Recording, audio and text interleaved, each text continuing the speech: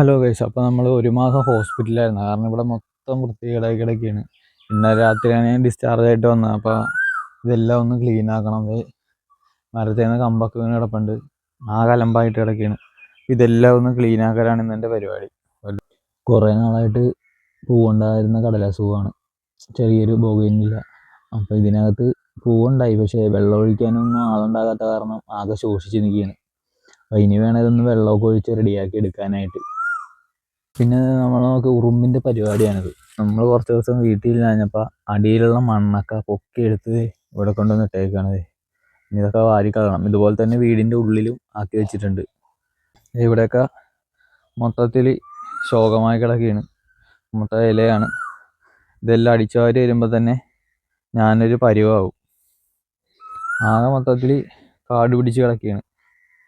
എൻ്റെ 10 മണിയൊക്കെ ആകെ വെള്ളം കിട്ടാതെയും വളമൊന്നുമില്ലാതെയും ശോകമായി നിൽക്കുകയാണ്. എൻ്റെ റോസയൊക്കെ ഡെയിലി പൂവിടുന്ന റോസയായിരുന്നു. നോക്ക്, ഇപ്പോൾ അത് എല്ലാം ഉണങ്ങി ആകെ കരിഞ്ഞ് നിൽക്കുകയാണ്. തുമ്പി വന്നിരിപ്പുണ്ട്, പറന്നുപോയി. പൂവൊന്നുമില്ല, എന്നാലും ചുമ്മാ വന്നിരിക്കുകയാണ്. വെറുതെ റെസ്റ്റ് എടുക്കാനാണെന്ന് എനിക്ക് തോന്നുന്നത്. എല്ലായിടത്തും കണിക്കൊന്നയിൽ ഇപ്പോൾ പൂവിട്ട് നിൽക്കുകയാണ്, പക്ഷേ എൻ്റെ കണിക്കൊന്നയിൽ മാത്രം പൂവിട്ടിട്ടില്ല. വിഷുവിന് പൂവിടുമെന്നാണ് എനിക്ക് തോന്നണത്. ഇതുവരെ പൂവൊന്നും ഇട്ടിട്ടില്ല. മേൽ സൈഡിലൊക്കെ ഉണങ്ങി നിൽക്കുകയാണ്. ഇനി അവിടെ ശകരങ്ങൾ വരുമെന്ന് വിചാരിക്കുന്നു. താഴത്തൊക്കെ നല്ല പച്ചപ്പിലൊക്കെ വിടർന്ന് നിൽക്കാനുണ്ട്. കാരണം ഞാൻ ഇത്തവണ ഈ സാധനം വെട്ടിക്കളയാനില്ല. താഴത്ത് നമ്മുടെ ചെടിയുടെ മേലിലാണ് വന്ന് നിൽക്കണത്, പക്ഷെ ഞാനിത് വെട്ടുന്നില്ല. കാരണം അന്നേരം അങ്ങനെ പൂവുണ്ടായിരുന്ന സൂപ്പറായിരിക്കില്ല. പിന്നെ പൂവും തിരക്കി വേറെ എവിടെയും പോകേണ്ടി വരില്ല. നമ്മുടെ മാഞ്ചിയത്തിൽ നിന്ന് വീണ കമ്പാണ്. ആ കാറ്റത്താ മഴയത്തെങ്ങാണ്ട് ഒടിഞ്ഞ് വീണ സാധനമാണ്. ഇവിടെ വന്ന് കിടക്കുകയാണ്. കുറച്ചും കൂടി മിസ്സായിരുന്നെങ്കിൽ ഓടിൻ്റെ മേലെ വന്ന് ഓട് പൊട്ടേണ്ടി വന്നേനെ. മൊത്തത്തിൽ നമുക്കൊന്ന് റെഡിയാക്കി എടുക്കാനുണ്ട്. ഇനി ബാക്ക് സൈഡിലോട്ട് പോവാം, അവിടെ എന്തൊക്കെയാണെന്ന് നോക്കാം. ആകെ മൊത്തത്തിൽ ഒരു മാസം കഴിഞ്ഞ് നമ്മൾ വീട്ടിലോട്ട് വരുമ്പോഴാണ് വീട്ടിൽ എന്തൊക്കെ വ്യത്യാസം ഉണ്ടെന്ന് നമുക്ക് മനസ്സിലാകണത്. ഇതിൻ്റെ ജഡായു കൂടി ഇരിപ്പുണ്ട്, കംപ്ലൈൻ്റ് ആണ്. അപ്പോൾ അനക്കമില്ലാണ്ട് ഇങ്ങനെ ഇരിക്കുകയാണ് കുറച്ചാളായി. മൊത്തത്തിൽ അന്ന് കഴുകിയിട്ടിട്ട് പോയ തുണിയാണ് ഇപ്പോഴും ഇവിടെ കിടപ്പുണ്ട്. ഞാനോർത്ത് വല്ല പട്ടിയൊക്കെ കടിച്ചിട്ട് പോയി കാണുമെന്നാണ് ഓർത്തത്, പക്ഷെ എല്ലാം ഇവിടെ തന്നെ ഉണ്ട്. കാറ്റത്ത് പറന്നു പോയിട്ട് ആരോ പെറുക്കിയൊക്കെ ഇങ്ങനെ കൂട്ടിയിട്ടിട്ടുണ്ട്. മിക്കവാറും താഴെ വീണിട്ടുണ്ടാവും. ആകെ ഞങ്ങൾക്ക് 2 തെങ്ങേ ഉണ്ടായുള്ളൂ. ഒരു തെങ്ങ് ചെല്ലി തിന്ന് അതിൻ്റെ മണ്ടയൊക്കെ പോയി ആകെ ശോകമായിരിക്കണം. ഇതിനകത്ത് വെള്ളക്കയൊക്കെ ഉണ്ടായോന്നായിരുന്നു, ഒരു പരുവായതായിരുന്നു. പക്ഷേ ഇപ്പോഴും ഇതിങ്ങനെയാണ്. ഇതിനെന്തെങ്കിലുമൊക്കെ ചെയ്യാൻ പറ്റുമെങ്കിൽ ആരെങ്കിലും ഒന്ന് കമൻറ്റ് ചെയ്യുക. എനിക്കറിയത്തില്ല എന്താ ചെയ്യേണ്ടത്. അവിടെ നിങ്ങൾക്ക് കാണാൻ പറ്റും അവസ്ഥ. നമുക്ക് തെങ്ങ് വാഴില്ലെന്നാണ് വീട്ടിൽ. പിന്നെ ഇത് ഇവിടെ നമ്മുടെ ഒരു പട്ടിക്കൂട്ടനുണ്ടായിരുന്നു. ഇവിടെ വന്ന് അവൻ പ്രസവിച്ചതാണ്, അവൻ്റെ കൂടാണിത്. ഞങ്ങൾ പോകുന്നവരെ ഇവിടെ കുഞ്ഞുങ്ങളൊക്കെ ഉണ്ടായിരുന്നു. ഇപ്പോൾ ഇവിടെ കാണുന്നില്ല, ഇവിടെ പോയതാണെന്നറിയില്ല. കുഞ്ഞു വലുതായി കഴിഞ്ഞ് 2 പേരും കൂടി സ്ഥലം വിട്ടതാകാനാണ് സാധ്യത. കപ്പങ്ങ അന്ന് പോയപ്പോൾ ചെറിയ കപ്പങ്ങായിരുന്നു, ഇപ്പോൾ വലുതായിട്ടുണ്ട്. സെറ്റായിട്ട് നിൽക്കുകയാണ് ആള്.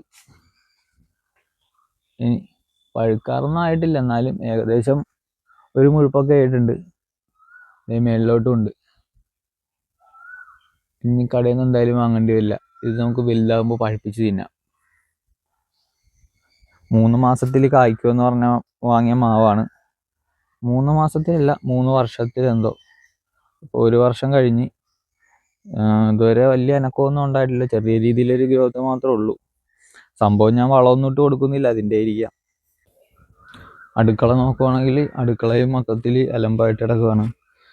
ഞാനിന്ന് കഞ്ഞി ഊറ്റിയിട്ട് വെച്ച പാത്രമാണ്. കഞ്ഞിവെള്ളമൊക്കെ ആകെ അഴുക്കായിട്ടിരിക്കുകയാണ്. ഇതിൻ്റെയൊക്കെ നോക്കിയാലും ഇവിടെ മറ്റേ പട്ടി വന്നിട്ട് പട്ടിയുടെ പരിപാടിയെന്ന് തോന്നുന്നു, ഇവിടെ കുഴിച്ചിട്ടിട്ടുണ്ട്. അതിൻ്റെ പരിപാടി ആയിരിക്കാൻ സാധ്യതയുള്ളൂ. കുറച്ച് ദിവസം നമ്മളെ കാണാണ്ടായപ്പോഴത്തേക്കും പട്ടി വന്നിട്ട് അവിടെ കുഴിച്ചിട്ടേക്കുവാണ്.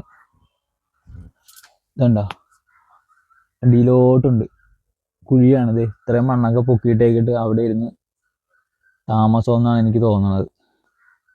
വിറകൊക്കെ കുറവാണ്. ഇനി വിറകൊക്കെ കയറി സെറ്റ് ചെയ്ത് വെച്ചാലേ പരിപാടി തുടങ്ങാൻ പറ്റുള്ളൂ. ഗ്യാസിൽ വെക്കുന്നത് മുതലാവത്തില്ല.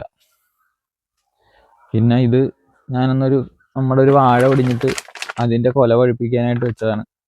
1 മാസം കഴിഞ്ഞപ്പോൾ അതിൻ്റെ അവസ്ഥ ഇതാണ്. പെട്ടെന്ന് ഹോസ്പിറ്റലിൽ പോകേണ്ടതെന്ന് കാരണം ഈ സാധനമൊന്നും എടുത്ത് വെച്ചിട്ടില്ല. മൊത്തത്തിൽ കുളമായി കിടക്കുകയാണ്. എല്ലാം ഒന്ന് റെഡിയാക്കി എടുക്കാനുണ്ട്.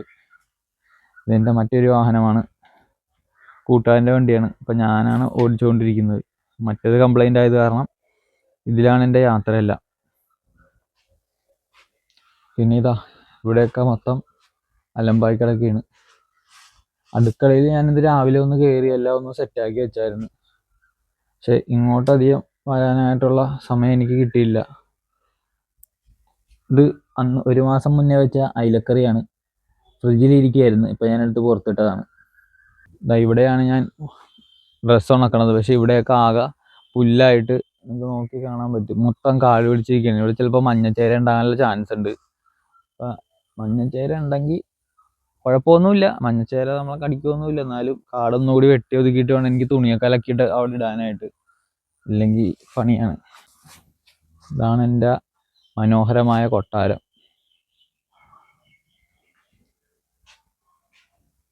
വീടിനകത്ത് ഇതുപോലെ തന്നെ അലമ്പായി കിടക്കുകയാണ്. പൊടിയും കാര്യങ്ങളും എല്ലാം ആയിട്ട് അതും ഒന്ന് റെഡിയാക്കി എടുക്കാനുണ്ട്. ചൂലെടുത്ത് അടിക്കേണ്ടി വരും, അല്ലെങ്കിൽ കല്ലിനടക്ക് കിടക്കണമൊന്നും പോകത്തില്ല. ചെമ്പരത്തി ചെമ്പരത്തി ചെമ്പരത്തി കണ്ട ഫുള്ള് ചെമ്പരത്തി ഉണ്ട്. ചെമ്പരത്തിക്ക് പിന്നെ വെള്ളവും വേണ്ട വളവും വേണ്ട ഒന്നും വേണ്ട, അത് ആവശ്യത്തിന് ഉണ്ടാകും നല്ല ഭംഗിയിൽ സൂപ്പറായിട്ട്. പേരെന്താണെന്ന് ഞാൻ മറന്നുപോയി. ഞാൻ പറമ്പിൽ നിന്ന് ഒരു സ്ഥലത്തു നിന്ന് പറിച്ചുകൊണ്ടെന്ന് വെച്ചാൽ, ഞാൻ പോയപ്പോൾ ഇത് നല്ല വലുതായിരുന്നു. പക്ഷെ വലുതായാലും ഒരു ഉഷാറില്ലാണ്ട് നിൽക്കുകയായിരുന്നു. പക്ഷെ ഞാൻ 1 മാസം കഴിഞ്ഞ് ഒന്ന് നോക്കിയപ്പോൾ ഇത് എൻ്റെ പഴയ ഇലകളും മറ്റേതൊക്കെ പോയിട്ട് പുതിയതായിട്ട് വന്ന് അത്യാവശ്യം ഭംഗിയിൽ നിൽക്കുന്നുണ്ട്. കാരണം ഗ്രാമപ്രദേശം കാരണം ഇവിടെ കിളികളുടെ സൗണ്ടൊക്കെ നിങ്ങൾക്ക് കേൾക്കാൻ പറ്റുന്നുണ്ടാവും. മറ്റേ കരിയിലാമ്പീച്ച എന്നാണ് ഞങ്ങളവിടെ പറയണ ഒരു സാധനം. ഇങ്ങനെ ചാടി നടക്കുന്ന ഒരു കിളിയാണ്. അത് ഇവിടെയൊക്കെ ഉണ്ട്. എന്നെ കണ്ടോണ്ട് തന്നെ പറന്നുപോയി. പിന്നെ അണ്ണാനൊക്കെ ഉണ്ടാവും. ഇത് അണ്ണാൻ അവിടെ തെങ്ങിൽ കയറി പോകുന്നുണ്ട്. കാണാൻ വേണ്ടല്ലോ ഒരു കൊറിയർ. ഇത് കേരള ബാങ്കിൻ്റെ ATM കാർഡ്. കുറേ നാളായി കൊടുത്തിട്ട് ഇപ്പോഴാണ് വന്നത്. പിന്നെ ഒരു സ്പെഷ്യൽ ഐറ്റം ഉണ്ട്, വാട്ടർ ബില്ല്. 2463 രൂപയുടെ ഒരു ബില്ലുണ്ട്. കുറേ നാളായി അടച്ചിട്ട്. അപ്പോൾ ഞങ്ങൾ BPL ആയത് കാരണം പുതുക്കി കൊടുത്തിട്ടുണ്ട്. പക്ഷേ ഈ വർഷം അത് കിട്ടണമെങ്കിൽ ഞാൻ ഈ 2463 രൂപ അടച്ചാലേ എനിക്ക് മറ്റേ ബില്ലില്ലാതെ മാസം വെള്ളം കിട്ടത്തുള്ളൂ. അപ്പോൾ ഹോസ്പിറ്റൽ കേസൊക്കെ വന്നു കഴിഞ്ഞ കാരണം ഈ 2000 രൂപ അടക്കാൻ എന്നെ കൊണ്ട് ഇപ്പോൾ നിവർത്തിയില്ല. അപ്പോൾ എന്താ വന്നേ നോക്കുന്നു. അപ്പോൾ ഗൈസ്, ഞാൻ ആയുധങ്ങളൊക്കെ ആയിട്ട് എത്തിയിരിക്കുകയാണ്. ഇതാണ് എൻ്റെ മെയിൻ ആയുധം. ഇത് എൻ്റെ രണ്ടാമത്തെ ആയുധം, വജ്രായുധം. അപ്പോൾ ഇത് വെച്ചിട്ടാണ് ഞാൻ പണി തുടങ്ങാൻ പോണത്. ആദ്യം നമുക്ക് നല്ല വലിയ പീസൊക്കെ എടുത്ത് മാറ്റിയിടാം, എന്നിട്ട് അടി തുടങ്ങാം.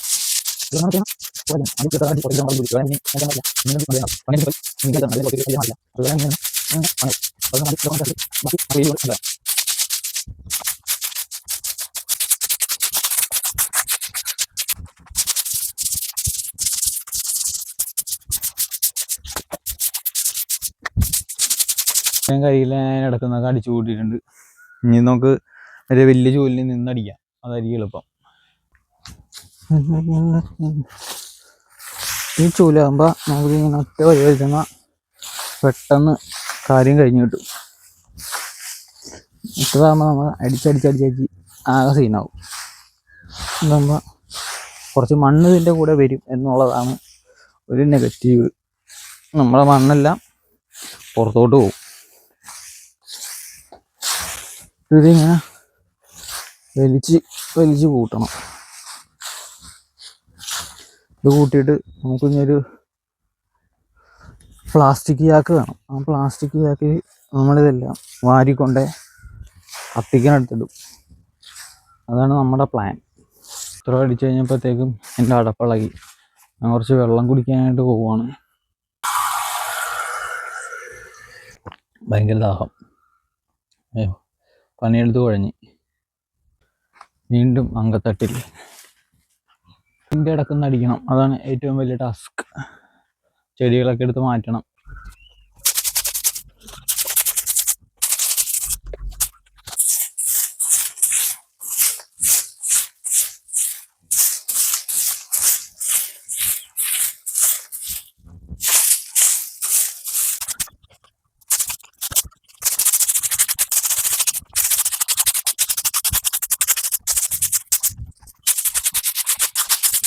എനിക്ക് കുറച്ച് അടക്ക കിട്ടി.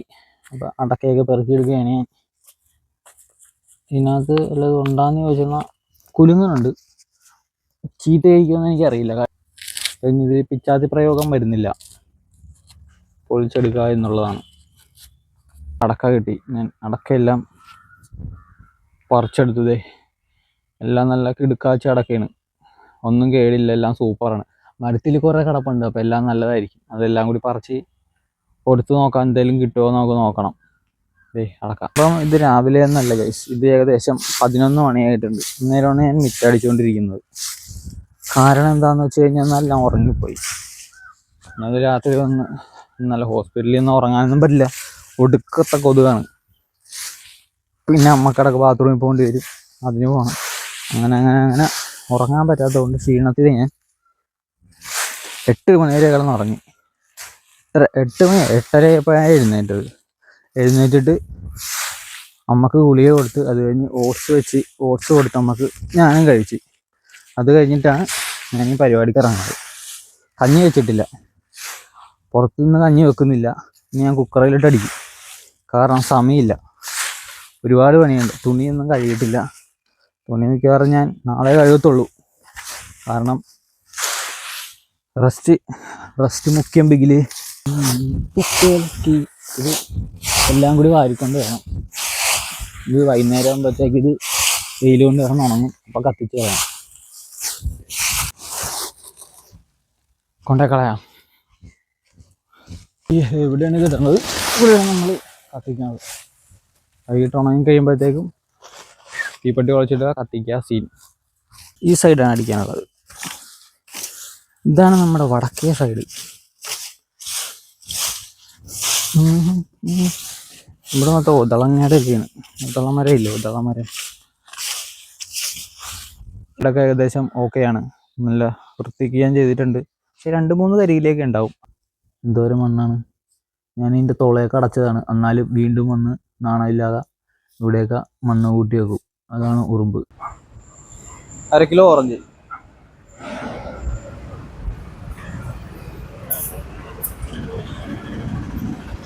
ചേട്ടൻ നല്ല ഓറഞ്ച് നോക്കി എടുത്തോണ്ടിരിക്കുകയാണ്. ഓറഞ്ചുണ്ട്, ആപ്പിള്, മുന്തിരി.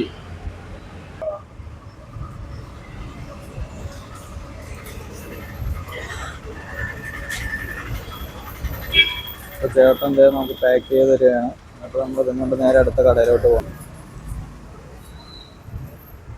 2 മാതളവും കൂടി എടുക്കണം നമുക്ക്. 2 മാതളം എത്രയാണ്? ഇത് 2 നമുക്ക്.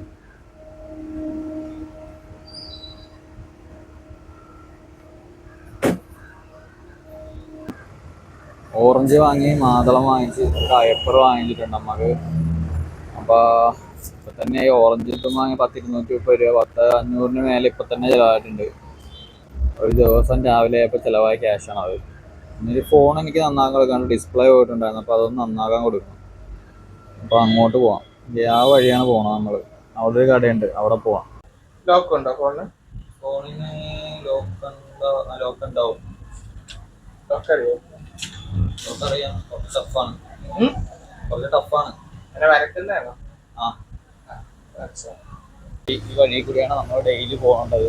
ഇപ്പോൾ മേളിൽ മറ്റേ ഫ്ലൈ ഓവറിൻ്റെ പണി നടക്കണ കാരണം ഇവിടെ കൂടിയാണ് എല്ലാ വണ്ടിയും പോകുന്നത്. അപ്പോൾ മൊത്തം റോഡ് കുഴിയാണ്. നടുവേനൊക്കെ ഉള്ള ആൾക്കാർ ഈ റോഡിൽ പോയാൽ നല്ല രസമായിരിക്കും, നല്ല സുഖം ഉണ്ടാവും രാത്രി കിടന്നുറങ്ങുമ്പോഴത്തേക്ക്. ഞാൻ ഇടയ്ക്ക് അനുഭവിക്കാറുള്ളതാണ്. വഴിയിലാണ് നമ്മുടെ വീട്ടിലോട്ട് പോകുന്നത്. കുറച്ചും കൂടി പോയി കഴിഞ്ഞാൽ നമ്മുടെ വീട്ടിൽ. നാരങ്ങ വാങ്ങാനായിട്ട് നമ്മൾ കടയിൽ വന്നേക്കാണ്. ഇപ്പോൾ പണിയെല്ലാം കഴിഞ്ഞ് ഞാൻ കഞ്ഞി വെക്കാനായിട്ട് പോവുകയാണ്. അപ്പോൾ ഇവിടെ അടുക്കളയൊക്കെ അലമ്പായിട്ട് ഇടയ്ക്കാണ്, ഒന്നും ക്ലീൻ ചെയ്തിട്ടൊന്നുമില്ല. ഇനി വേണം ക്ലീൻ ചെയ്യാനായിട്ട്. അപ്പോൾ അതിന് മുന്നേ 12:30 ആയത് കാരണം കഞ്ഞി വെക്കണം. അപ്പോൾ കുക്കർ കഴുകി അതിനകത്ത് അരിയിട്ട് കഞ്ഞി വെക്കാനാണ് എൻ്റെ അടുത്ത പരിപാടി. കുക്കർ ഞാൻ നേരത്തെ കഴുകി വെച്ചിരുന്നതാണ്, എന്നാൽ ഇത്രയും ദിവസം എടുക്കാത്തതുകൊണ്ട് നമുക്ക് ഒന്നും കൂടി ഒന്ന് വെള്ളമൊക്കെ ഒഴിച്ച് ചെറുതെ ഒന്ന് കഴുകണം. അങ്ങനെ കുക്കർ കഴുകിയെടുത്ത് വെച്ചാൽ നമുക്ക് അരി എടുക്കണം. അരി താഴെയാണ് ഇരിക്കുന്നത്. അപ്പോൾ അതിനകത്ത് നമുക്ക് 1 ഗ്ലാസ് അരി എടുത്തിട്ട് കുക്കറിലേക്ക് ഇടുക. കുറച്ച് നനഞ്ഞായിരുന്നു, അത് കാരണം അരി അതിനകത്ത് പിടിച്ചിരുന്നു. 1 ഗ്ലാസ് അരി മതിയാവും. നമുക്ക് 2 പേരുള്ള കാരണം 1 ഗ്ലാസ് അരി തന്നെ ധാരാളമായിരിക്കും. അത് നമുക്ക് കഴുകി സെറ്റാക്കി എടുക്കണം. കുക്കറിൽ അരി വെച്ച് കഴിഞ്ഞു. ഇനി കുക്കറിൽ വിസിൽ വരുന്നവരെ നമ്മൾ കാത്തിരിക്കണം. ഇന്നത്തെ പരിപാടികളൊക്കെ ഇവിടെ കഴിയാണ്. ഇനി ഇവിടെ തുടക്കാനും തൂക്കാനും ഒക്കെ ഉണ്ട്. അതൊക്കെ ഞാൻ വൈകുന്നേരത്തേക്ക് വെച്ചേക്ക്. ചോറ് തിന്ന് കഴിഞ്ഞ് ഞാൻ നേരെ കിടന്നുറങ്ങും. പിന്നെ വൈകിട്ട് എഴുന്നേറ്റ് ബാക്കി പരിപാടികളൊക്കെ. പിന്നെ അടുത്ത വീഡിയോയിൽ കാണാം.